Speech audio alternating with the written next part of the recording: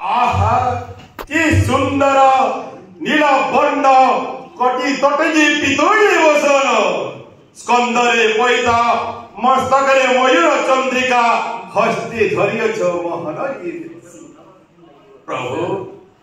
हाथ जोड़ी करे अनुरोध त्राही कर मते द्वापर जुगरु ए राक्षस जन्मरु जाने प्रभु कष्टर तारण करु बोली नाम तोर श्री कृष्ण कर्मर एक अंश बोली प्रभु नाम मोर कंस नवदा भक्ति कले बहुत विलंबरे कार्य सिद्धि होता है तेणु